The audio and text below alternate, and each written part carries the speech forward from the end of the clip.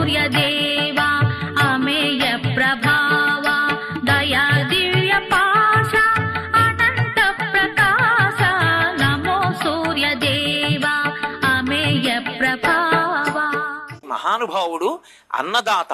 ఆయన లోకమునకంతటికి అన్నం పెట్టాడు. అందుకే అన్నపూర్ణి అని మనకి అమ్మవారి యందు ఒక తత్వం ఉంటుంది. ఆవిడ మాతృస్వరూపమై అందరికీ అన్నం పెడుతుంది. అన్నం పెట్టేటప్పుడు కూడా చేతితో ఎడం చేతిలో బంగారు పాత్ర పట్టుకుని, బంగారు పాత్రలో పాయసం పట్టుకుని, కుడి చేతిలో గరిటె పట్టుకుని నిలబడుతుంది. ఆ నిలబడినప్పుడు కేవలం అన్నం ఒక్కటే పెట్టదు ఆవిడ, అన్నంతో పాటు కోర్కెలని కూడా తీరుస్తుంది. ఉభౌ దర్వీ కుంభౌ మణిగణక సంభావిత గుణౌ దదానాపాణిభ్యాం మృతరస మృష్ణాన్న కలితౌ కళాఢ్యా కళ్యాణీ కలిత సదనా శ్రీ గిరసి శిరసస్య సౌ భ్రామర్యంబా రచయితుమదిష్టార్థ విభవం అంటారు.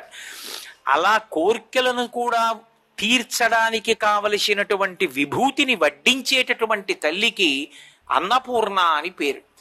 అయితే ఇంతమందికి ఆవిడ అన్నం అలా ఎలా పెడుతూ ఉంటుంది?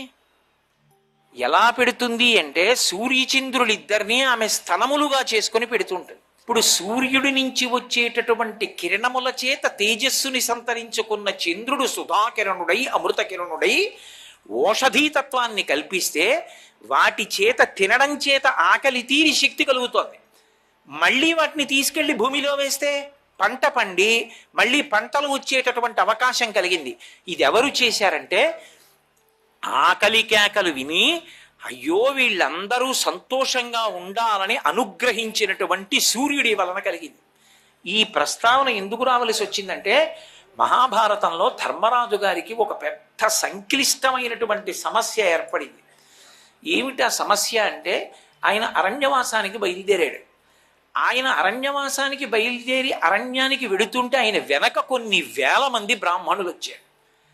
ఆయన అన్నాడు, అయ్యా నేను విడుతున్నదే అరణ్యవాసానికి, అన్నీ విడిచిపెట్టేశాను, రాజ్యమా నా దగ్గర లేదు, బ్రాహ్మణుడికి అన్నం పెట్టకుండా నేను పాపం మూట కట్టుకోలేను, మీరు ఇన్ని వేల మంది బ్రాహ్మణులు నన్ను అనుగమించి వస్తే నేను ఎక్కడి నుంచి అన్నం పెట్టను అన్నారు. అంటే వాళ్ళు అన్నారు, దుర్యోధనుడు పరిపాలన చేస్తున్నటువంటి రాజ్యంలో మేము ఉండం, పరమధర్మాత్ముడవైనటువంటి నువ్వు అరణ్యాలకు వెళ్ళిపోతే నీతోనే మేము వచ్చేస్తాం.